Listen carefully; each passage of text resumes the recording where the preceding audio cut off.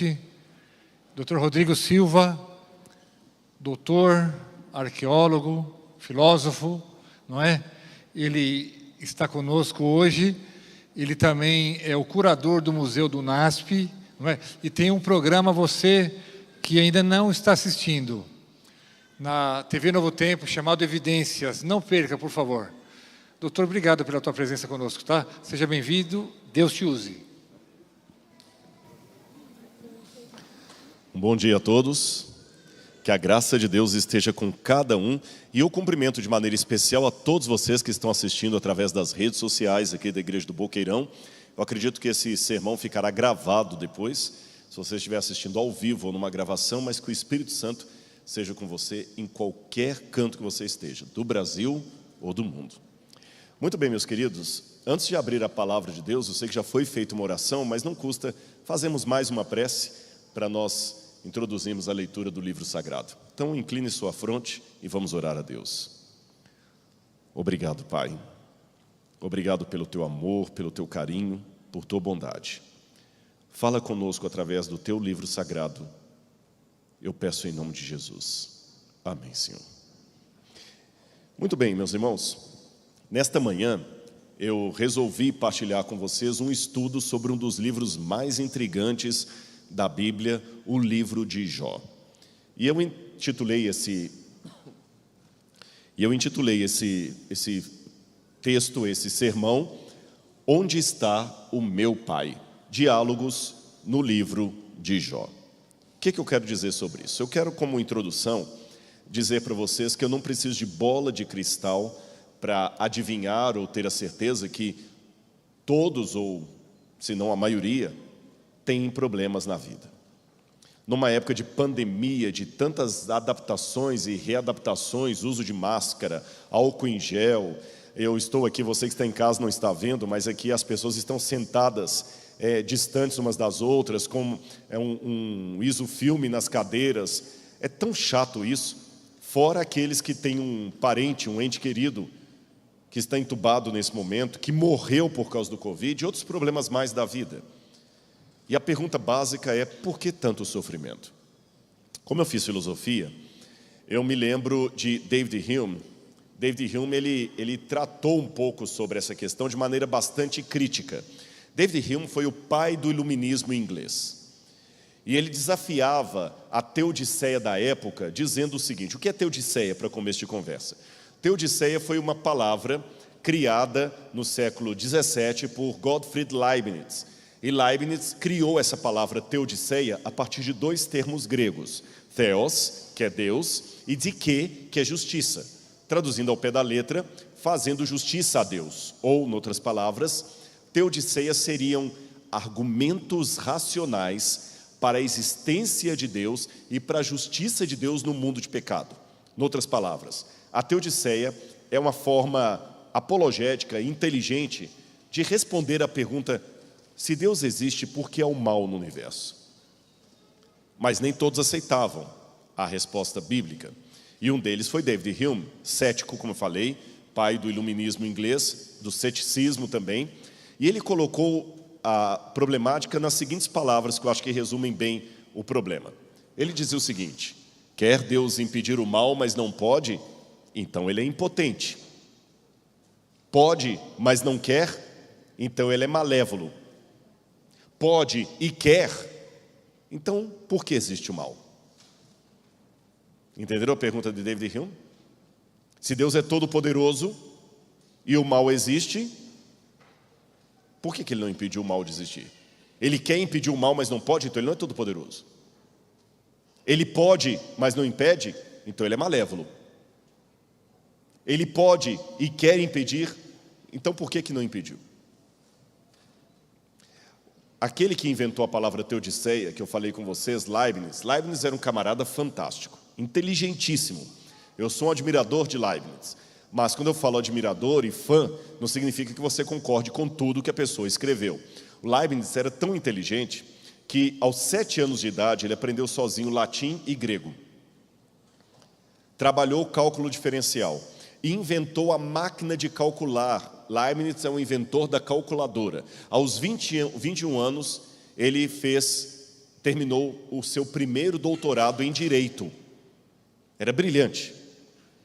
E Leibniz acreditava em Deus. Por isso que ele criou a palavra teodiceia para responder a críticas como esta que eu acabei apontando aqui de David Hume, embora o tempo dos dois são diferentes.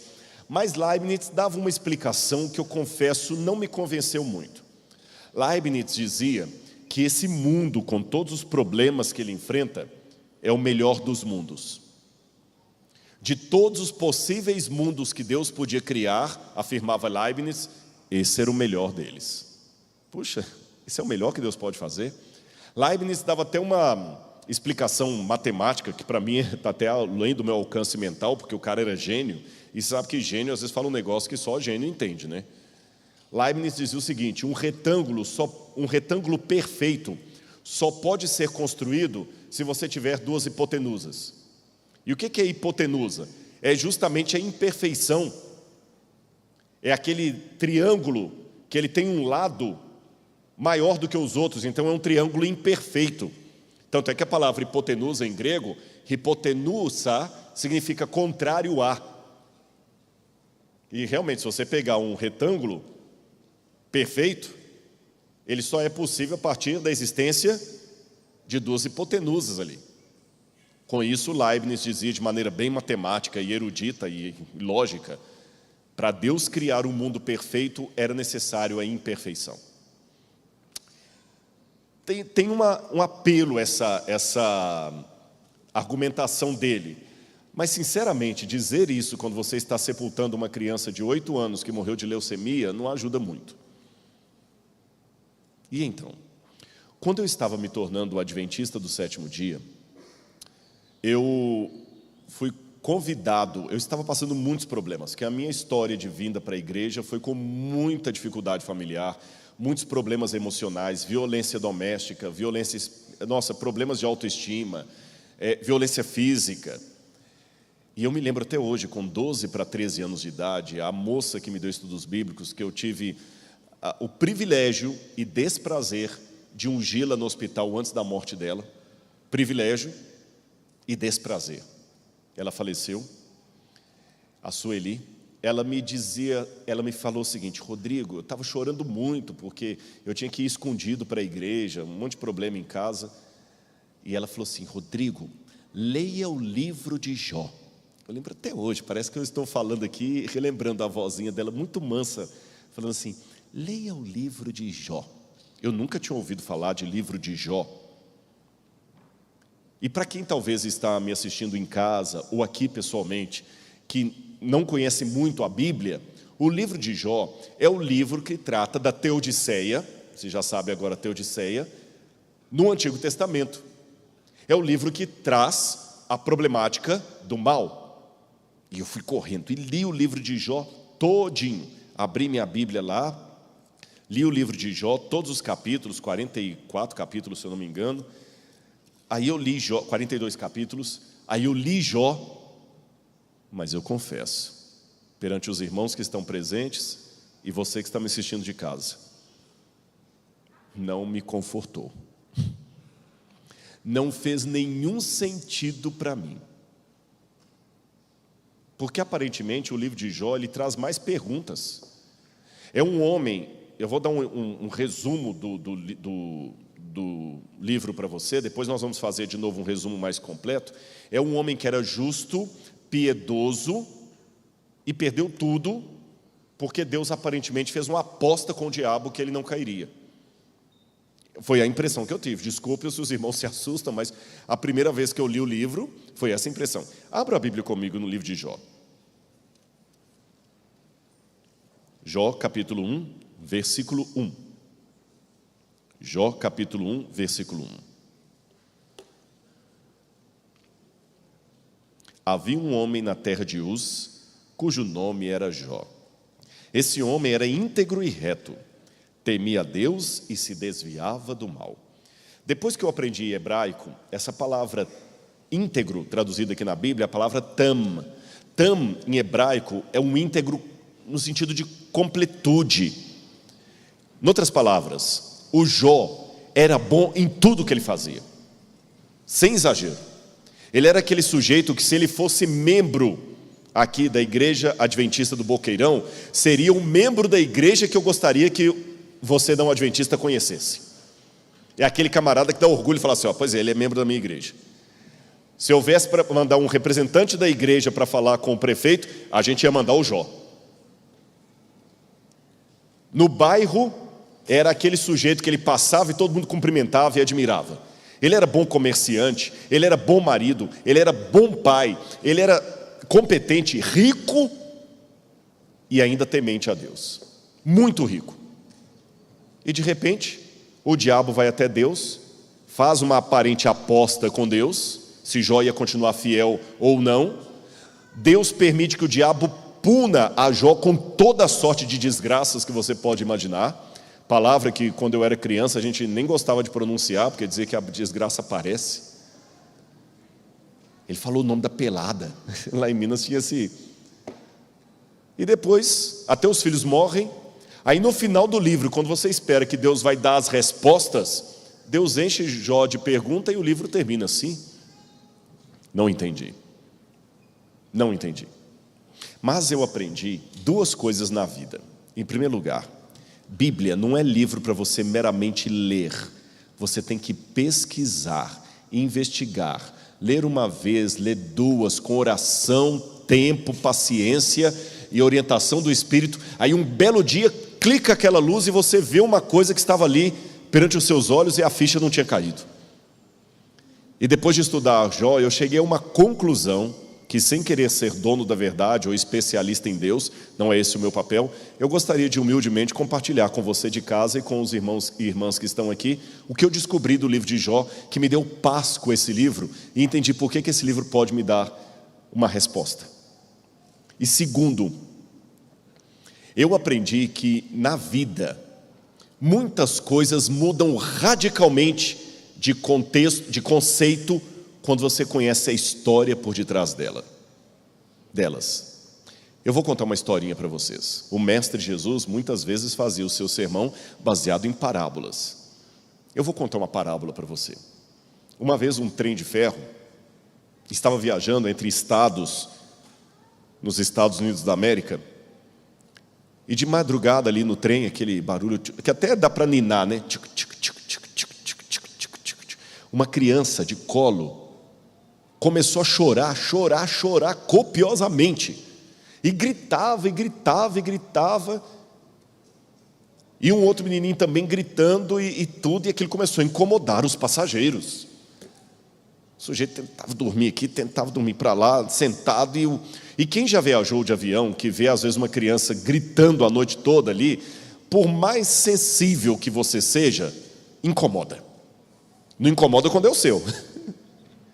Mas quando é o do outro, incomoda. E a criança não parava. E daqui a pouquinho começaram os murmúrios. Aí, ó, isso aqui é mãe que não sabe educar filho. Deve ser mãe de primeira viagem. Os meus nunca fizeram isso, porque eu ensinava em casa. Não tem aqueles comentários que muitas mães fazem, né? Lá, isso é choro de birra, de manha. Uma falou assim, gente, nossa, essa criança não cala. E sempre quando tem aquele ambiente assim ruim, desagradável, sempre tem alguém que é o tio João da feira, aquele tiozão do churrasco, que quer levantar e fazer o barraco em público. É igual quando o voo atrasa, daqui a pouquinho sempre tem um que sobe lá e dá o chilique dele. Aí subiu esse tio, acenderam as luzes, ele chamou o condutor, traga o condutor logo aqui, acenda a luz dessa porcaria, eu quero dormir, eu tenho um compromisso amanhã, não estou conseguindo. E o condutor veio, aí estava um homem lá com a criança chorando, falando assim, o senhor está incomodando os outros passageiros, mas o que eu posso fazer? Aí e cadê a mãe dessa criança que não bota uma rolha na boca dessa criança para poder dormir? Quando aquilo foi falado, o pai, totalmente desengonçado com o bebê no colo, falou assim, desculpe, e ele tinha mais duas crianças pequenas do lado dele e o bebê. Ele falou, desculpe, senhores, a mãe dessa criança está no vagão de cargas, num caixão, é a minha esposa. Ela faleceu e nós estamos levando o corpo dela para sepultar na nossa cidade. E eu estou desesperado que eu não consegui uma babá para vir comigo e eu não sei o que fazer com as minhas 3 crianças aqui. Dá para você imaginar o desfecho dessa história? Na hora, todo mundo mudou de percepção. Uma mãe se apresentou e falou: com licença, tadinha, esse choro, ela está com fome. Eu estou lactando, porque eu tive bebê há pouco tempo. Se você quiser, eu posso dar um pouquinho de mamar para ela.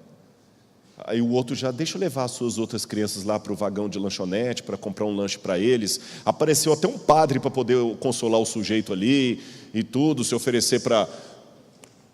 O outro perguntou se ele estava precisando de dinheiro, o outro falou... Todo mundo se mobilizou. Mas eu pergunto a você, o que causou a diferença de percepção do incômodo daquela madrugada? A partir do momento que todos souberam o motivo por detrás do choro, o incômodo foi visto de outra maneira. Perceberam? Então eu descobri, através de uma autora adventista chamada Ellen White, uma coisa muito interessante. Eu sei que alguns acreditam que os adventistas são seita, porque pensam que Ellen White foi inspirada por Deus. Esqueça essa ideia adventista. Eu estou falando do ponto de vista acadêmico. Ela escreveu um livro chamado O Grande Conflito. E olhando apenas como teólogo, o livro dela, O Grande Conflito, é uma novidade teológica tão bem montada que ela mereceria um título honoris causa de doutora em teologia. Porque é inédito. Ela criou um framework, um arcabouço para o grande conflito, que somando esse insight de Ellen White com o livro de Jó, eu pude agora ver os meus problemas na mesma perspectiva da historinha do trem de ferro que eu acabei de contar para vocês. Quando nós conhecemos o pano de fundo que está por detrás da história, o choro irritante da criança passa a ser um motivo de piedade, de compreensão e tolerância. E entre aspas, você tem muito chorinho de criança te incomodando na vida. E você reclama justamente por desconhecer o pano de fundo que está por detrás disso. Aliás, vocês sabem que a fundamentação teórica da gente é levantada às vezes através de diferentes autores. Eu falei de Ellen White, falei do livro de Jó e vou falar também de Aristóteles. Aristóteles escreveu a Ética Nicômaco, seu filho Nicômaco, e tem insights brilhantes de Aristóteles ali. Aristóteles, acho que foi maior do que Sócrates até. E Aristóteles dizia que os homens, todos eles, desejam naturalmente saber. Muitos, contudo, se perdem nessa tarefa ao longo da vida, talvez por desconhecerem o caminho. E eu falei, Aristóteles está certo. Se eu souber o caminho, se eu souber o pano de fundo, o choro da criança, que na minha ilustração aqui pode ser uma doença, um câncer, uma provação, uma desgraça qualquer, vai ter um outro significado se eu souber o framework da história que Ellen White chamou de o grande conflito entre o bem e o mal, entre Deus e Satanás. E o livro de Jó me ajuda nesse sentido. Vamos resumir a história de Jó para benefício daqueles que talvez nunca leram a história. São 42 capítulos, eu não vou ler tudo para você aqui agora, mas é mais ou menos assim a história. Já comecei que Jó era um homem íntegro, fiel a Deus, bom. E Jó, além de ser tudo isso, ele era muito próspero, ele tinha muito dinheiro. E tendo o seu dinheiro, que aumentava cada vez mais, ele repartia com os pobres, tinha filhos e filhas. E ele, por ser um homem piedoso, todas as vezes que podia, ele realizava um sacrifício a Deus, orando e intercedendo pelos seus filhos, enquanto eles estavam fazendo a festa deles, para que nenhum se perdesse. Até que um belo dia, a Bíblia fala que os filhos de Deus, essa expressão, filhos de Deus em hebraico, Bnei Elohim, que pode ser uma expressão atribuída tanto a seres humanos, quanto a anjos, e seres de outros mundos criados por Deus. A Bíblia fala que os Bnei Elohim, que os filhos de Deus, vieram comparecer perante Deus no céu. E entre eles veio também Satanás. E aparentemente, quando Satanás chega, Deus pergunta para o diabo, você já viu meu servo Jó? E o diabo, vi, ele está próspero, ele está louvando o Senhor, porque o Senhor enche Jó de presentes, tira dele as bênçãos e ele vai te amaldiçoar. Deus falou, não vai, vai. E então Deus fala, tá bom, pode ir lá e pode tirar tudo de Jó, você só não vai colocar a mão na vida dele, não vai matá-lo. O diabo desceu e começou a tentar a vida de Jó. começou a trazer desgraças para ele. Cada notícia pior do que a outra. Veio um vendaval, matou o gado dele, os animais dele. Ele perdeu de uma noite para o dia toda a herança dele. Além disso, trouxeram notícia que numa dessas tragédias, todos os filhos morreram de uma só vez. Reza o ditado que é natural o filho sepultar o pai, mas não é natural o pai sepultar o filho ou a mãe. Imagina você sepultar todos. Jó rasga sua veste como um patriarca do Oriente Médio, e depois de perder tudo, onde ele vai morar? No lixão da cidade. E como se já não bastasse toda a tragédia da vida dele, ele começa a ter doenças de pele. Um homem que antes com uma canetada removia reis ou estabelecia reis, para fazer uma paráfrase da Bíblia, agora está no lixão da cidade, coçando as suas feridas com um caco de telha. Para piorar a história, vem a pressão psicológica. A mulher dele começa a culpá-lo pela morte dos filhos, por tudo que aconteceu. E vem 3 amigos de Jó, ainda prósperos, para consolá-lo na sua dor, e sentam ali e ficam calados. Na sequência do livro, Jó começa a desabafar os problemas dele. E os amigos o interpelam, falando: Jó, você está ficando louco, não fale isso de Deus.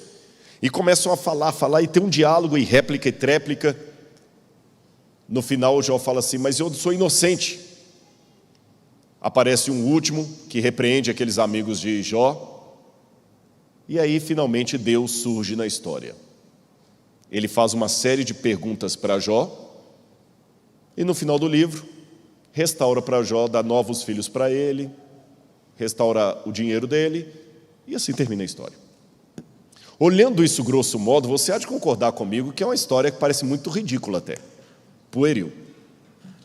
Como a criança chorando no trem de ferro de madrugada sem você saber o motivo. Mas eu me fiz muitas perguntas acerca de Jó. A primeira delas é o problema da aposta. Porque quando você lê aparentemente o livro de Jó, parece que tudo não passa de uma aposta de Deus com o diabo, fazendo o ser humano um joguete do capricho divino. O diabo fala: Jó é infiel. Deus diz: Jó é fiel. Não é, não é, então vamos apostar, está aqui. Eu cubro a aposta. Eu me lembro até de uma comédia antiga, chamada Trocando as Bolas, onde 2 empresários fizeram uma aposta sobre como é que oportunidades podiam mudar o caráter de um homem. Então eles fazem de tudo para que um executivo perca tudo e vá para a sarjeta, e um homeless, um sem-teto, se torne executivo. Bagunça a vida dos 2. E no final da comédia, ironia das ironias, o que perde a aposta paga para o outro $1. $1. A comédia quer mostrar que muitas vezes para os milionários você não passa de uma aposta de $1. E será que eu também para Deus sou só isso? Uma aposta do capricho dele com o diabo? Para provar que o diabo estava errado, eu precisava de Jó passar por tudo aquilo? Outro problema que eu tenho é que normalmente as pessoas, quando vão falar do livro de Jó, enaltecem o caráter de Jó. Jó era o cara. Você já ouviu a expressão paciência de Jó? Paciente, firme. E os amigos de Jó, a gente detona. Você certamente, quando não foi bem tratado por um colega, falou: você está sendo um belo amigo de Jó. Só que quando eu vou à Bíblia, essa imagem ilibada de Jó e detonadora dos amigos dele se desfaz um pouco. Eu vou mostrar para vocês. Será que Jó era tão paciente assim? Olha bem, quando você analisa o livro de Jó, você nota que Jó ergue aos céus 16 vezes a mesma pergunta: por quê, por quê, por quê? E um dos mantras religiosos que eu já ouvi por aí, sem concordar com ele, não é bíblico, mas é religioso. É aquela pessoa que diz assim: o verdadeiro crente Nunca pergunta por quê. Pergunta para quê. Falo até com voz de frequência modulada, né? Parece que é pecado perguntar. E realmente muitas igrejas não lidam muito bem com o questionamento. Estou falando inclusive da minha. Você é questionador demais, meu filho. É lógico, claro e evidente que há perguntas honestas e perguntas com vontade de aparecer. Tem pessoas que eles não têm uma dúvida, ele tem uma tese. Mas tirando esses modos errados de fazer uma pergunta, eu quero me referir àqueles que honestamente têm porquês e que admitem, desculpe, a resposta que você está me dando, religioso, não está me satisfazendo. Você tem que aceitar pela fé. Eu até estava comentando com os amigos esses dias, muita expressão assim, volta para a Bíblia, você tem que olhar na Bíblia. Tá, mas o problema não é a Bíblia, eu não estou concordando com a interpretação da Bíblia que você está dando. Eu dou a minha interpretação da Bíblia e quando você não concorda com ela, volte-se para a Bíblia. A sua resposta não me convenceu, você é muito questionador. Jesus terminou o ministério dele falando, Deus meu, por que me desamparaste? Lama sabachthani. Não foi porquê de resposta, foi porquê de pergunta. E mais, esse porquê de Jó, quando a gente vai olhar no livro, não é um porquê de curiosidade, como criança que está naquela fase da descoberta, que começa assim, mãe, por que a flor é amarela? Por que o passarinho voa? Por que o céu é azul? Não é aquele porquê de indagação infantil, é um porquê de protesto, é aquele porquê chato. Por que eu não posso pregar aqui? Por que eu não posso sentar aqui? Por que eu não posso entrar aí? Por que eu não posso ir lá? Sabe aquele porquê desafiador, porquê de adolescente? Por que eu tenho que fazer isso? O porquê de Jó não era um porquê de curiosidade, era um porquê de protesto. Outro problema. A única resposta que ele recebeu diante de tantos porquês foi o absoluto silêncio de Deus. Jó expôs a sua queixa 34 vezes. E novamente o que ele ouve? O silêncio de Deus. Quando Deus falou com ele, não respondeu sequer uma de suas perguntas. Ao contrário, fez-lhe 70 perguntas. E não respondeu nenhuma. Será que Jó era tão paciente assim e Deus esclareceu o problema? Eu vou dar alguns exemplos para vocês das falas de Jó, como é que elas são politicamente problemáticas. Sabe o politicamente correto? Eu vou ler rapidamente ali para não gastar muito tempo. Jó 10, verso 3. Tens alguma satisfação em oprimir-me? Ele está falando com Deus. Afinal, tu mesmo me criaste. Como podes rejeitar a obra de tuas mãos, enquanto sorris com aprovação para o plano dos ímpios? Ele estava chamando Deus de sádico. Porque alguém que sorri, porque o outro está arrebentando com você, ele está sendo um sádico. Ele chamou Deus de sádico. Agora imagine, você que está assistindo de casa, ou quem sabe você que está aqui no auditório. Imagine que você entra na igreja aqui e vem um irmão orar aqui à frente e fala assim, Senhor, até quando o Senhor vai ficar nos atacando desse jeito? O Senhor fica sorrindo das nossas desgraças. Eu tenho quase certeza que você nunca mais entraria nessa igreja. E aquele irmão que fez essa oração nunca mais viria à frente nem para anunciar o hino final. Já pensou? Vamos continuar. Entretanto, se clamo injustiça, eis que não obtenho resposta. Grito por socorro, contudo não vejo justiça. Jó 19, verso 7. Jó 34, verso 5, 12, 17 a 19, Jó fala o seguinte: sou inocente do mal que me acusam, mas Deus tirou de mim a justiça. Deus é injusto então. Jó 7, verso 20. Se errei e pequei, que mal te causei, ó tu que vigias todos os seres humanos? Por qual razão me tornaste teu alvo? Porventura me transformei num fardo pesado e inútil para ti? E por último, Jó 16, 11 em diante. Deus me entrega nas mãos do ímpio e me faz cair nos ardis dos perversos. Gente, Tem uma outra parte que Jó fala o seguinte: coloca Deus diante de mim e eu vou mostrar na cara dele que ele está sendo injusto. Tem uma hora que ele fala o seguinte: põe ele aqui, vem ele. Agora para o Senhor é fácil, dizia Jó. O Senhor não é homem como eu, o Senhor não sofre das canseiras dos mortais. É muito fácil para o Senhor aí, com todo o seu poder, ficar dando lição de moral, de como vencer os problemas. O Senhor não tem problemas. É triste isso. Eu imagino cá com os meus botões, que se um membro dessa igreja falasse essas coisas, se ele levantasse aqui e falasse assim: pastor, eu estou cansado de sofrer, porque esse Deus aqui, ele tem prazer do sofrimento, ele tira de mim a justiça. Eu tenho certeza que outros falam: irmão, calma, tem visita na igreja. Gente, desculpa, ele tem problema, viu? Você não ia querer alguém representando a igreja adventista com esse tipo de palavra. Não, Jó não é o melhor para nos representar, não. Que curioso, olha o paradoxo.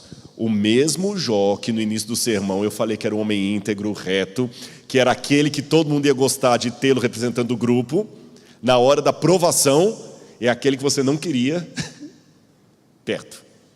E se alguém na igreja ousar falar a metade do que Jó falou, muitos vão falar: irmão, calma, isso é blasfêmia, irmão, confia em Deus.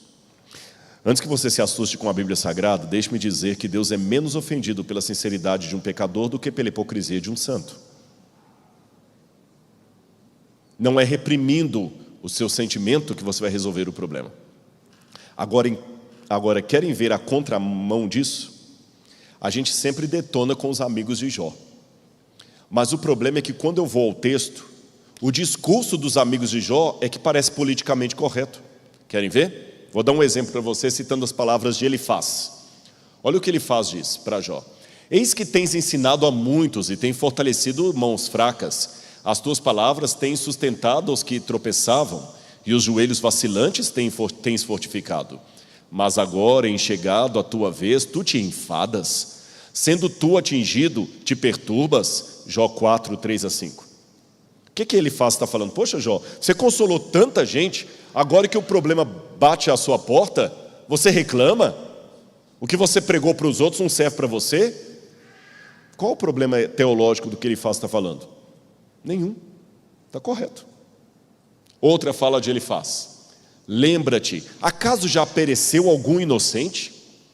E onde foram os retos destruídos? Segundo eu tenho visto, os que lavram a iniquidade e semeiam o mal, isto mesmo eles cegam.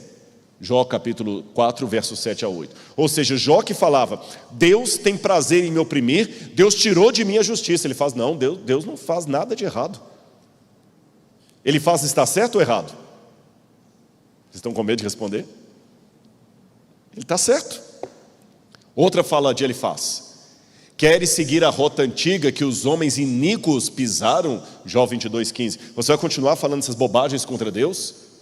Quanto a mim, continua Elifaz, eu buscaria a Deus, e a Ele entregaria a minha causa. Escuta-me, mostrar-te-ei o que tenho visto e te contarei.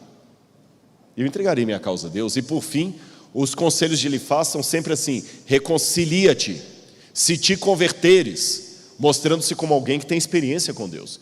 Ou aí deu um nó maior na minha cabeça, que quando eu vou para a Bíblia, parece que Jó que é o complicado teologicamente falando, e Elifaz e os amigos de Jó que são os corretos. Então onde é que está o erro, o problema dos amigos de Jó? Olha esse texto que eu gostaria de ler na Bíblia com vocês. Jó capítulo 2, verso 11. Abra a Bíblia comigo. Jó capítulo 2, verso 11. Quando Jó teve toda a sua desgraça e perdeu tudo, ele foi para o lixão da cidade. Quando os 3 amigos de Jó ouviram que todo esse mal havia caído sobre ele, vieram cada um do seu lugar. Elifaz, o temanita, Bildad, o suíta, e Zofar, o naamatita. Todos tinham combinado ir juntos, condoer-se dele e consolá-lo. Eu lembro que uma vez eu conversei com um grande empresário, riquíssimo, muito dinheiro mesmo, milionário, que um dia perdeu tudo. Ele descreveu para mim a situação dele. Ele tinha 3 filhos. Numa semana ele entraria numa concessionária e com o cartão de crédito compraria o carro mais caro importado sem perguntar o preço. Os filhos tinham motorista, segurança e mordomo. Na semana seguinte, ele não tinha dinheiro para pagar o supermercado. E os filhos tinham que ir de ônibus para a escola. E é interessante que quando ele perdeu tudo, os amigos que viviam pedindo coisa para ele desapareceram. Como acontece em muitos casos das novelas da vida real. Só que com Jó foi diferente. Os 3 amigos dele, que nós falamos amigos de Jó, vieram consolá-lo. Saíram de onde estavam e vieram e ficaram sentados, calados com ele. Sentados ali, condoendo-se com ele. Ora, eles tinham alguma ternura. Ninguém deixa o seu lugar de conforto, a sua zona de conforto, e vai lá para o lixão ficar com o que perdeu tudo. Mas alguém pode perguntar, tudo bem, Rodrigo, mas se eles eram ricos e prósperos, por que eles não ajudaram Jó? Imagine, você perde tudo, eu ainda tenho dinheiro. Eu vou lá te consolar, mas não te ofereço nem um tostão para te tirar do buraco? Sabem por que eles não ajudaram Jó? Eu vou explicar para vocês. Porque essa era a teodiceia da época. Agora você já sabe o sentido da palavra teodiceia. Naquela época acreditava-se que Deus era o responsável único por tudo o que acontece. Era a maneira que eles tinham de se expressar. Não cai uma folha da árvore sem que Deus não queira. E aquelas coisas que Deus não impediu eram discursadas como se Deus causou. Até a Bíblia usa essa linguagem do Oriente Médio, dizendo Deus endureceu o coração de Faraó, Deus, um espírito da parte de Deus foi sobre Saul. Não é que Deus endureceu o coração de Faraó, mas aquilo que Deus impedia, não impedia, eles falavam Deus fez. Era a maneira que eles tinham de se expressar. E antes que você se assuste com essa maneira, saiba que mesmo a nossa bela e linda língua portuguesa também tem maneiras muito complicadas de se expressar em termos teológicos. Nós dizemos, por exemplo, vai com Deus, como se Deus não estivesse em toda parte. A gente fala o seguinte, não, se Deus quiser, você vai vencer essa. Aí quando você não vence é porque Deus não quis? Perceberam que mesmo a língua portuguesa tem que ser explicada, que se for pegada ao pé da letra, gera complicação? Não, se Deus quiser eu vou conseguir. Quer dizer que se eu não conseguir é porque Deus não quis. A gente joga nas costas de Deus. Eles também. Então, no entendimento dos amigos de Jó, é assim que funcionava. Se Jó estava em provações e desgraças, é porque Deus estava punindo a Jó.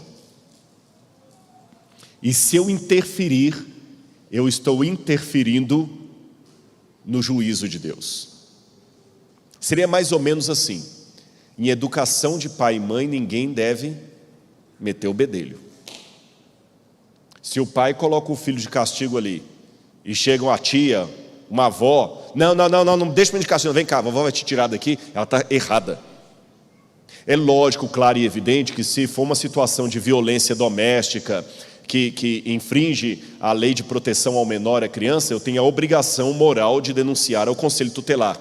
Mas não é disso que eu estou falando, eu estou falando de educação. Você nunca deve interferir num castigo que um pai está dando a um filho, exceto naqueles casos de violência que eu citei, porque você não pode tirar a autoridade do pai e da mãe, concordam comigo? Então, na visão dos amigos de Jó, se eles interviessem, eles estariam interferindo no julgamento de Deus. Por isso que não falavam nada. Mas aí Jó começa a protestar. E logo eles vêm responder a Jó. É interessante que quando você explora o livro de Jó, ele tem muita ironia. São Jerônimo, quando foi traduzir a Bíblia para o latim, falou que Jó parecia uma enguia úmida ou um bagre ensaboado, escorregadio como lama, porque o hebraico mais difícil de traduzir é do livro de Jó, tem muitos trocadilhos. Por exemplo, abra a Bíblia comigo em Jó, capítulo 19, versículos 25 em diante. Jó, capítulo 19, é um texto clássico, versículos 25 em diante. Todo mundo conhece especialmente o verso 25. Porque eu sei que o meu Redentor vive, e por fim se levantará sobre a terra. Depois, revestido esse meu corpo da minha pele, em minha carne verei a Deus. Eu o verei por mim mesmo, os meus olhos o verão e não outros. De saudade meu coração desfalece dentro de mim. Quando você lê isso no português, parece só assim uma forma piedosa e bonita e poética de falar da ressurreição. Mas no hebraico, isso aqui é irônico. Você pode ler de duas maneiras. Eu sei que meu Redentor vive, ou eu quero a redenção enquanto eu estou vivo. Não vem falar comigo de ressurreição da carne quando eu estou sepultando a minha mãe. Eu quero ela agora. Não vem falar comigo agora da segunda vinda de Jesus quando eu estou sepultando o meu bebê. Eu quero meu bebê agora, nem na volta de Jesus, não. Jó não era tão politicamente correto como muitos acreditam. Bom, e qual o sentido do nome Jó? Há várias propostas. Uma delas é que Jó viria do hebraico Yov, que poderia ser o perseguido, o odiado, o inimigo. Mas existe uma outra possibilidade dada por Albright, que a palavra Jó seria uma contração de duas palavras. Ayá Abum, que seria a pergunta, onde está o meu pai? E eu gosto disso aqui. Onde está o meu pai? Na hora que eu estou mais sofrendo. A mesma pergunta, que eu vou dando um spoiler do final desse sermão, a mesma pergunta quase que Jesus fará na cruz do Calvário. Deus meu, por que me desamparaste? Onde é que está o meu pai? Quando eu mais preciso dele. Agora, eu perguntei quando eu fiz esse sermão aqui na parte da manhã, e vou perguntar de novo. Há alguém aqui da área jurídica? Advogado, magistrado? Tem? Uma? Só uma? Pode levantar a mão, é só para eu saber mesmo. 2 pessoas lá? 3. Você sabia, e você que está em casa, se houver alguém me assistindo que é um advogado, advogada, ou juiz, ou magistrado, desembargador, você sabia que o livro de Jó é, em essência, uma peça jurídica do Antigo Oriente Médio? Eu vou explicar para você como é que funcionava a mentalidade legal e jurídica do Antigo Oriente Médio. Hoje, se eu tenho uma demanda contra alguém, você, por exemplo, que está com a máquina, qual é o seu nome? Jean. Se eu moro numa cidade da Idade do Bronze com o Jean, e o Jean comprou 10 vacas na minha mão e não me pagou, me trouxe prejuízo. Eu vou até o rei da cidade, ou o sacerdote da cidade, ou o ancião da cidade, ou seja, o líder da cidade que tinha autoridade. Normalmente naquele tempo, a função de juiz e rei era exercida pela mesma pessoa.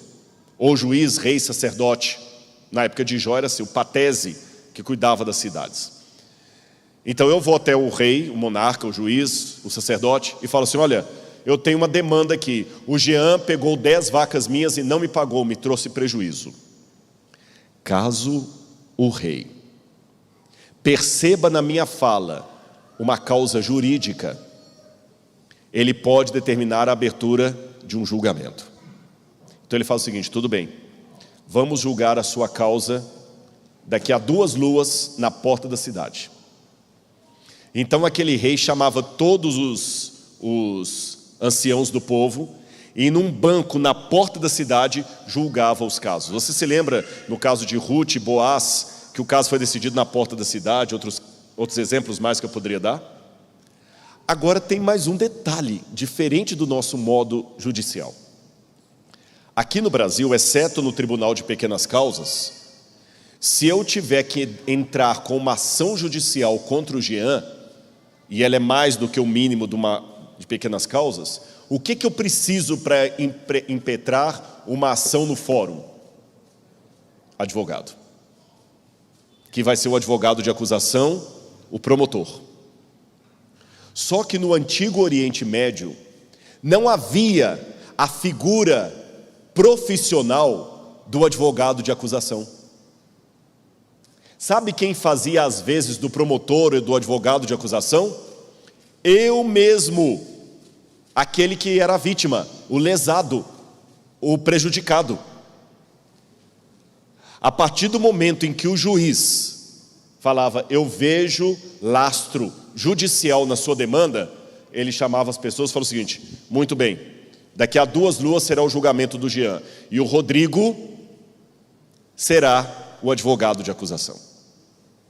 Ou seja, O advogado de acusação era a própria pessoa lesada, prejudicada. Não era um profissional contratado. Agora, sem ofender o pessoal do direito, sabe qual o nome hebraico que se dá para esse cargo de acusador, de promotor? Satanás. E antes que alguém me jogue pedra ou me lacre na internet por isso, deixa eu explicar. Satanás não é o nome do anjo caído. Nem Lúcifer é bem o nome dele. Lúcifer é um nome que veio de uma tradução do hebraico para o latim, Luciferus, portador de luz, e acabou o cristianismo chamando o anjo caído de Lúcifer. Mas o nome Lúcifer não aparece na Bíblia. E eu não quero comentar isso agora, só uma notinha de rodapé, a gente comenta isso em outra ocasião. Porém, ao longo dos anos, o inimigo de Deus foi adquirindo apelidos por causa da atuação dele na história. E um dos apelidos que ele ganhou foi o de Satanás, que significa acusador, advogado de acusação, um promotor. Em hebraico, Satan. Em português, Satanás, por causa do grego. Todo mundo entendeu até aí?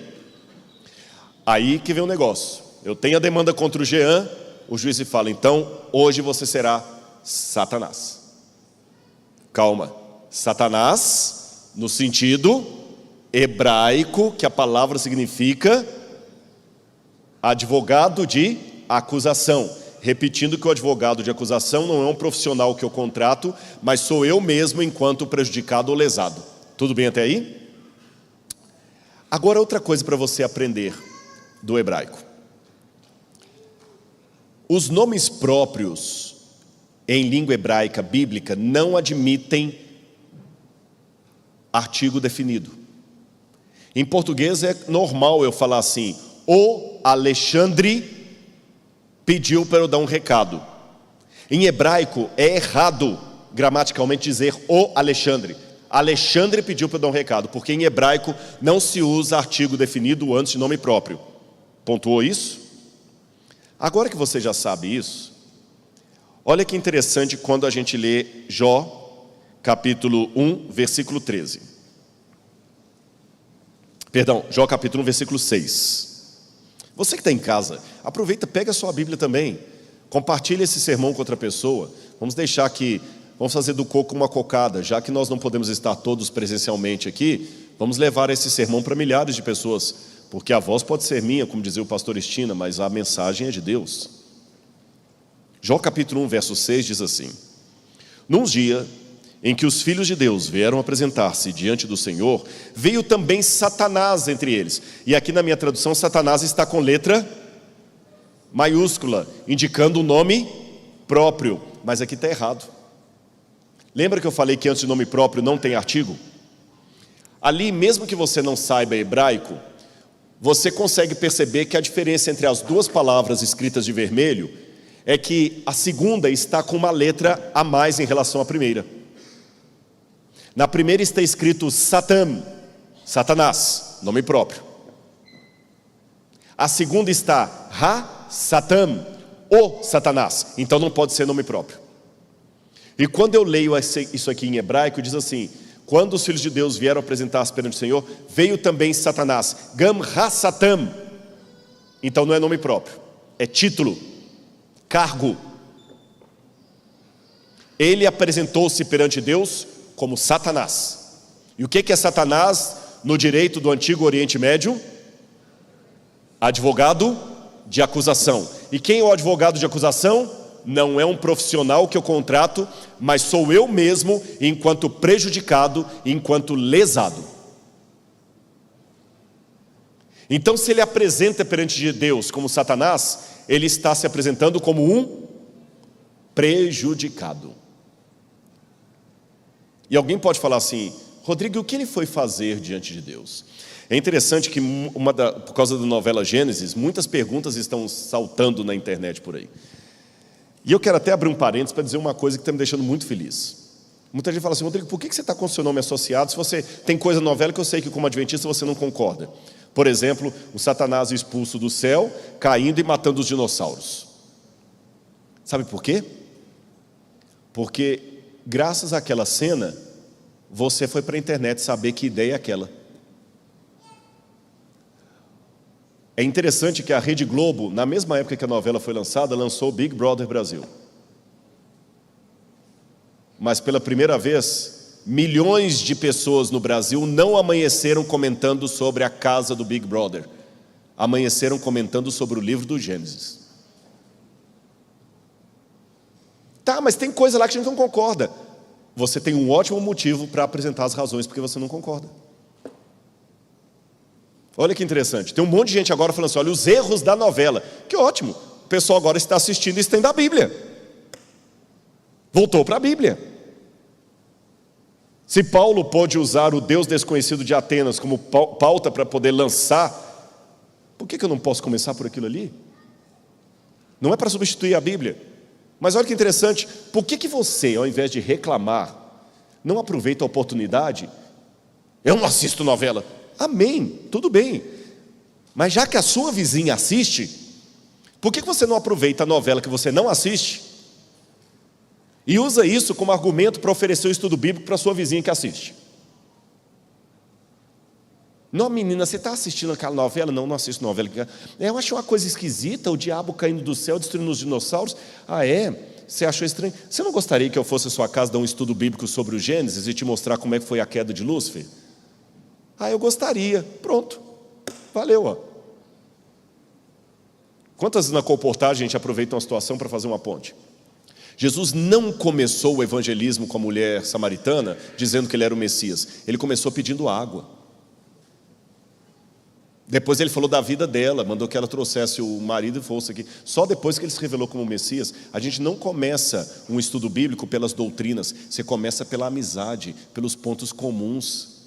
Paulo não começou falando de Deus em Atenas, ele começou falando do Deus desconhecido. Aproveita. Faça do limão uma limonada, faça do coco uma cocada. E eu vou aproveitar isso aqui agora. Já que um monte de gente perguntou daquela ideia de Lúcifer caindo do céu, veio a pergunta e a oportunidade para eu responder. Quando, afinal de contas, Lúcifer caiu do céu? E eu vou responder para você em casa agora. Na verdade, eu já gravei um vídeo sobre isso, mas se você quiser ver de novo, eu vou falar aqui. Uma notinha rápida de rodapé. Não vai atrasar muito o sermão, não. Quando você vai a Apocalipse capítulo 12, lá descreve a expulsão de Satanás do céu. Aliás, lembra que eu falei que ele foi adquirindo apelidos ao longo do tempo? Satanás não é o único apelido dele. Ele tem um outro apelido, Diabo. E de onde vem a palavra diabo? Em grego, a preposição dia significa através de. Diálogo, através da palavra. Dialética, através do argumento. Diáspora, semente lançada através dele. Diapasão, som através de. Diarreia, que corre através de. É grego. Está vendo como é que é fácil aprender grego? Quem foi meu aluno no seminário, eu sempre falava, vocês têm que usar grego no púlpito. E balos significa lançamento. Tanto é que quando você atira com um revólver, você atira uma bala. Quando você vai fazer um teste da balística, balo lançado através de. Balo lançado, lançado através de. Diabalus, aquele que foi lançado através de. Então ele foi lançado do céu na terra. Jesus falou que ele foi lançado como um raio. Lucas capítulo 10. Mas vamos voltar a Apocalipse 12. Apocalipse fala que houve peleja no céu. Miguel e seus anjos pelejaram contra o dragão. Também pelejaram o dragão e seus anjos, todavia não prevaleceram, nem mais se achou lugar deles no céu. E foi expulso o dragão, a antiga serpente, que se chama Diabo e Satanás. Você já sabe por que ele tem esses dois apelidos. Satanás porque ele é o reclamador, e Diabo porque ele foi lançado através de. Foi lançado para a terra com seus anjos. Mas espera um pouquinho. Olha o que diz o Apocalipse. Foi expulso a antiga serpente que se chama Diabo e Satanás. Raciocina comigo. Para o Apocalipse falar que foi expulsa a antiga serpente, é que essa expulsão tem que ter acontecido em algum momento depois da queda de Adão e Eva. Concordam comigo? Porque se ele já é expulso com o nome de antiga serpente, é porque ele já tinha atuado através da serpente. Além disso, o Apocalipse fala que essa expulsão do diabo do céu aconteceu numa época posterior à ascensão do Messias, porque a mulher dá à luz ao menino, ao Cristo, e esse menino ele sobe até o céu, e aí que Satanás é expulso do céu. Então, pela cronologia aqui, essa expulsão de Apocalipse capítulo 12 tem que acontecer depois da ressurreição e ascensão de Jesus. Tudo bem até aí? Mas aí eu tenho um problema. Porque em Lucas capítulo 10, Jesus, antes de morrer e ressuscitar, declarou: eu via Satanás caindo do céu como um relâmpago, ou como um raio. E de fato, o livro História da Redenção mostra que ele já perdeu o lugar dele no céu lá no início da rebelião dele. Como é que eu resolvo isso? Jó me dá a resposta. Porque entre essa expulsão original dele do céu, antes da criação de Adão e Eva, ele já foi expulso do céu. Antes dessa expulsão dele do céu, e essa segunda expulsão dele depois da ressurreição de Jesus, tem o livro de Jó, que fala que os filhos de Deus foram comparecer perante o Senhor, e veio também Satanás entre eles. Essa expressão no hebraico, veio também Satanás, Gam Ha-Satan, é uma expressão irônica. É como se dissesse assim: veio alguém que não teria direito de estar ali, que não era para estar ali. É como se falasse o seguinte: foi todo mundo lá em casa, fulano, beltrano, ciclano, e também a fulana de tal. Quando eu falo isso, você sabe que aquela não era para estar ali. Então por que ele foi comparecer perante Deus se ele foi expulso do céu? O diálogo dele com Satanás, o diálogo de Deus com Satanás me responde. Deus pergunta para ele: de onde vens? Mi-aí-tavô, que é um trocadilho em Jó, que significa: o que você está fazendo aqui? E olha a resposta irônica de Satanás. Volte a Bíblia comigo, Jó capítulo 1, versículo 7. Então o Senhor perguntou a Satanás: de onde vens? Que eu já expliquei, o que você está fazendo aqui? Satanás respondeu ao Senhor: de rodear a terra e passear por ela. Esse passear pela terra não significa um passeio como uma família que nas férias vão para a Disney com os filhos. Não é passeio no Hop Hari. Não é que o diabo chegou assim: eu estava lá passeando na terra, não tinha o que fazer, passei e vim aqui. Não, a Bíblia tem expressões idiomáticas. Passear por significa em hebraico o ato de um monarca de andar pelo seu reino, confirmando que ninguém se opõe à sua autoridade. Vou dar 2 exemplos bíblicos. Davi passeava pelo seu palácio quando viu Batseba tomando banho. Quando Adão e Eva caem em pecado, o livro do Gênesis diz: passeava Deus pelo jardim do Éden na viração do dia, quando perguntou: Adão, onde estás? Passeava Deus. Então esse passeava não é passeio de férias. O que é que o diabo está falando para Deus quando ele declara: passeei pela terra e rodeei por ela? Esse é o meu reino, ninguém se opõe a mim. E ele tinha uma razão legal. Eu aprendi uma coisa sem ser advogado: há muitas demandas que não são morais, porém são legais. Moral e legal não são sinônimos perfeitos. Eu tenho certeza que muitos juízes que talvez estejam me assistindo, eles deram às vezes veredictos que eles mesmos não concordavam. O sujeito matou o pai e a mãe com requintes de crueldade, foi preso, e no dia dos pais ele tem a saidinha de Dia dos Pais. Que coisa mais imoral do que essa? Mas é legal. Por mim, ele apodrecia na cadeia, mas enquanto juiz, eu só posso dar no máximo 20 anos para ele. Que ele pode cumprir parte em liberdade ainda. Há coisas que são imorais, porém legais. O diabo não tinha o direito moral de ir ao céu, mas ele tinha o direito legal. Porque quando Adão e Eva comeram daquele fruto, eles entregaram o planeta de mão beijada para o diabo. Por isso que quando os filhos de Deus vão comparecer perante o Senhor, o diabo, mesmo tendo sido expulso lá atrás, ele vai. E Deus pergunta: você já viu meu servo Jó? Tem alguém que se opõe a você? E o diabo fala: não, mas espera aí, não, calma lá, ele se opõe porque eu sou o contra. E Deus falou: não é bem assim.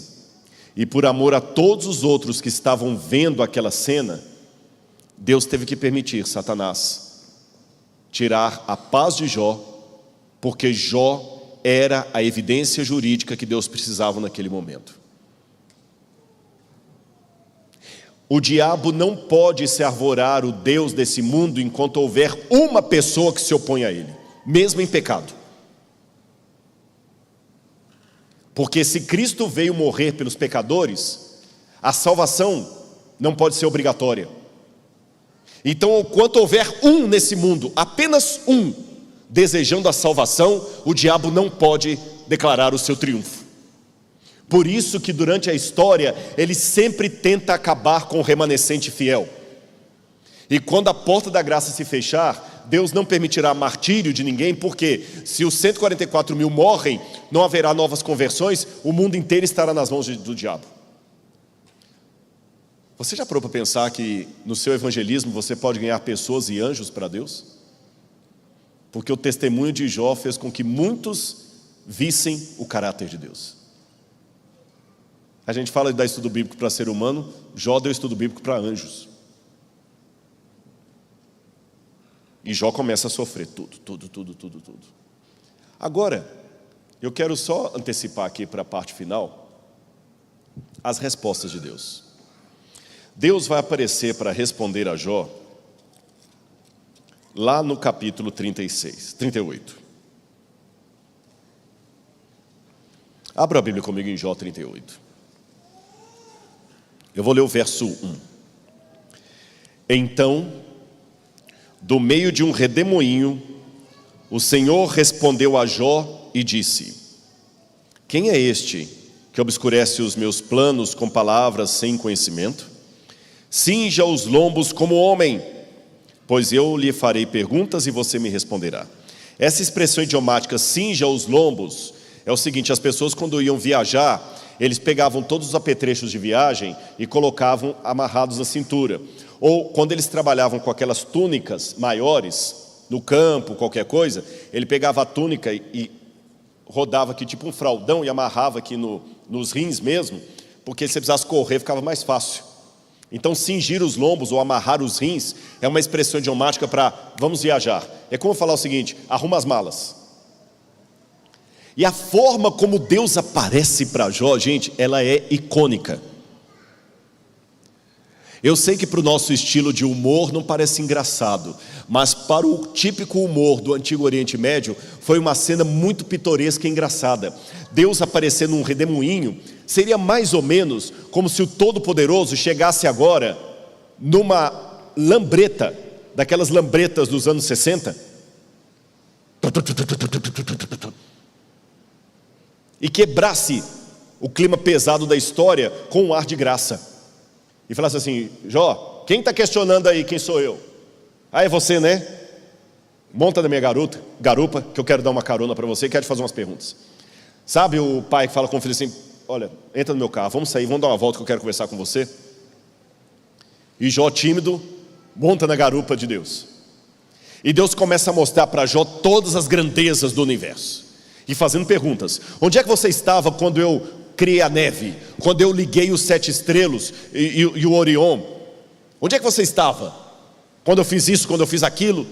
E Jó ficou assustado diante da grandeza de Deus e emudecido. diante do fato mais óbvio que você não deve discutir com um especialista. E isso aqui eu digo de carteirinha, não porque eu seja especialista em alguma coisa, mas é que pelo fato de me tornar especialista em alguma coisa, eu descobri o tanto de coisa que eu não sei. Acho que até um ato inconsciente, toda hora que eu falei do direito, eu olhei para você. Porque eu sei que eu não sou da área, eu posso falar uma besteira. Por isso que eu não gosto de falar de tudo na internet, porque Jesus era o caminho, a verdade e a vida, e nem por isso ele deu palpite em tudo. Mas tem pessoas hoje que querem ser especialistas em tudo. Economia, política, religião, tudo. Ele sabe de tudo. Tem o conhecimento vasto como o oceano e profundo como um pires. E uma característica do especialista é que ele faz coisas que você não entende. Pastor não entende construção. E toda vez que o pastor quis meter o bedelho para construir de um jeito diferente do que o irmão pedreiro estava notificando, depois teve que ir lá porque a igreja estava caindo. Ele fez teologia, ele não é pedreiro. Fique na sua área. Então, como se Deus falasse: Jó, você está querendo discutir comigo? É porque hoje todo mundo é especialista em tudo com o Google, né? Todo mundo é especialista em vacina, todo mundo tem uma opinião qual que é a melhor, qual que não é a melhor, que se deve tomar, se não deve tomar. E o que você é formado em letras? Todo mundo tem opinião de tudo. Deus, Jó, para de ter opinião, você não sabe. Aí depois dessa volta, Deus chega com Jó no mesmo ponto onde ele parou. Aí Deus desce da lambreta, Jó desce da lambreta, e Jó já vai saindo cabisbaixo. E Deus fala, capítulo 40, verso 1. O Senhor disse mais a Jó: será que alguém usa de censuras, pode discutir com o Todo-Poderoso? Que responda isso àquele que critica Deus. Imagina a cena. Jó desceu da lambreta de Deus, cabisbaixo, o corpo fala, dizia Pierre Weil, e Jó ali triste, acabrunhado, e Deus: então, vai discutir comigo? E Jó foi sendo fininho, calado. Então Jó respondeu ao Senhor e disse: sou indigno, que responderia eu? Põe a minha mão sobre a boca, uma vez falei, não direi mais nada. Mais nada. E Deus falou assim: está satisfeito, Jó? Estou, sim, Senhor. Respondi a todas as suas perguntas? Sim, Senhor. Tem certeza? Tem, sim, Senhor. Não vou falar mais nada, não. Eu respondi a tudo. Você entendeu agora o plano cósmico, que eu sei mais do que você? Mas espera aí. Eu não respondi por que eu meti você nessa história. Uma coisa é saber o grande conflito de maneira cósmica. Outra coisa é a minha biografia. Uma coisa é ver dados sobre o Covid na televisão. Outra coisa é estar com um parente que eu amo entubado. A notícia tem outro sabor. Uma coisa é saber que o World Trade Center caiu em setembro nos Estados Unidos. Outra coisa é ter minha filha trabalhando num andar que foi atingido pelos aviões. Jó, monta aí na carona. Eu quero dar outra volta com você. Senhor, mas não precisa não. Entra. E Jó monta de novo na garupa de Deus. Só que dessa vez, Deus não mostra as grandezas da natureza para Jó. Sabe o que Deus mostra?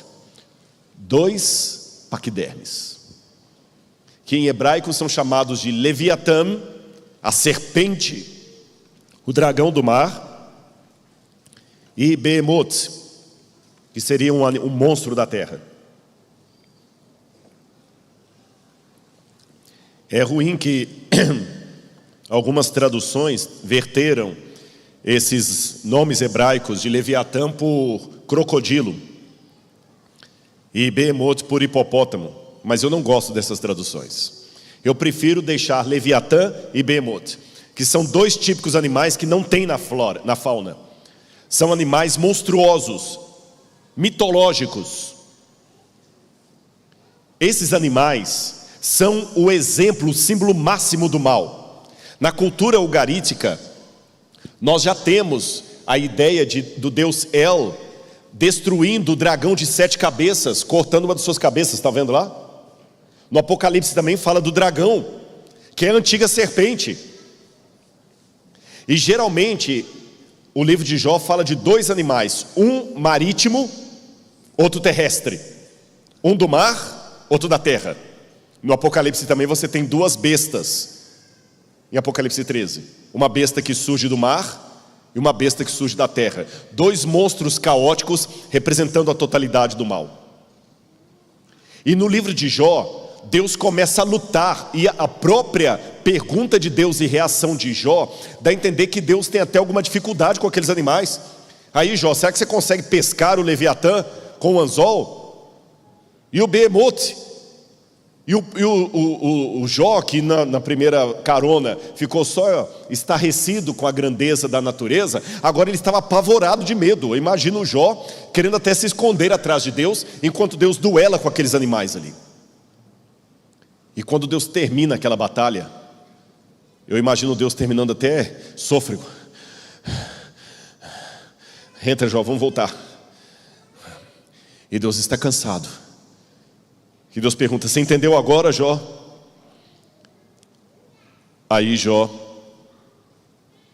responde: bem sei que tudo podes. Jó 42, verso 2. E nenhum dos teus planos pode ser frustrado. Tu perguntaste: quem é este que sem conhecimento encobre os meus planos? Na verdade, eu falei do que eu não entendia, coisas que são maravilhosas demais para mim. Dessas coisas eu não conhecia. Disseste: escuta, porque eu vou te falar. Farei perguntas e você me responderá. Eu te conhecia, Senhor, só de ouvir, mas agora os meus olhos te contemplam. No hebraico, na poesia de Jó, esse agora os meus olhos te contemplam, sabe o que dá a entender? Deus se fez pequeno demais e Jó pôde olhar para ele. Lá nos lamentos de Jó, ele dizia: você não é homem para partilhar das canseiras dos mortais.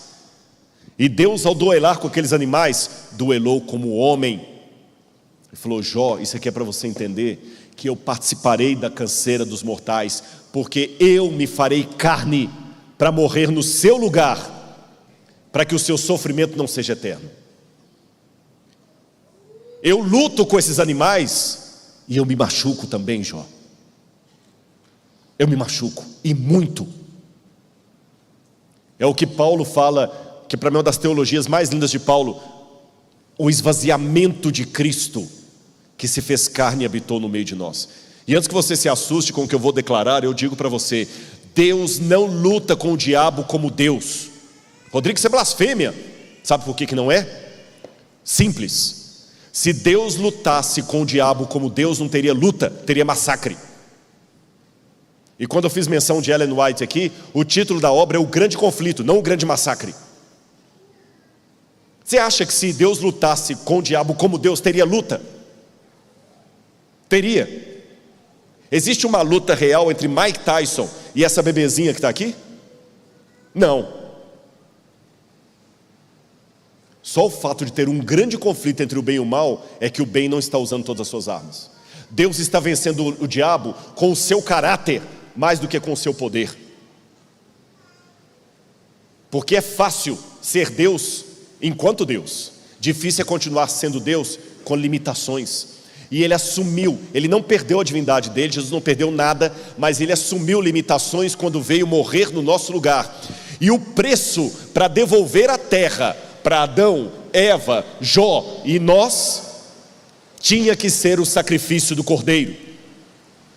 E é por isso que ele volta para o céu e pode expulsar o diabo dali, porque Cristo recupera juridicamente a terra que nossos pais perderam. E essa guerra de Deus com os dois animais fará Deus ficar machucado para sempre. Sabe por quê? Porque Cristo ficará por toda a eternidade preso a um corpo humano, com as marcas da crucifixão. Por isso que no Apocalipse, quando João vê Jesus no trono do Pai, ele vê Jesus como um cordeiro degolado. No corpo glorificado de Jesus, tocado por Tomé, ainda está a marca da cruz. Ou seja, aquela dor que você tem, aquela cicatriz, tem data de validade, a dele será eterna. Quando perguntam para Jó: onde está o meu pai? Eu digo: está no mesmo lugar que estava quando Jesus morria na cruz do Calvário. Quando perguntam por que Deus permitiu o mal no universo, eu pergunto em retorno: quem pagou o maior preço? Foi Deus. Porque todos os demais terão sofrimento limitado, o dele vai ser perpétuo, o machucado para sempre. E aí, você que está me ouvindo em casa? Já parou para pensar que Jesus ficará por toda a eternidade preso a um corpo humano? Paulo diz que nós, quando formos glorificados, teremos um corpo semelhante ao de sua glória. Como é que eu posso ter uma glória semelhante a Deus? Eu não tenho como ser Deus, mas Deus tem como ser um homem, um ser humano glorificado.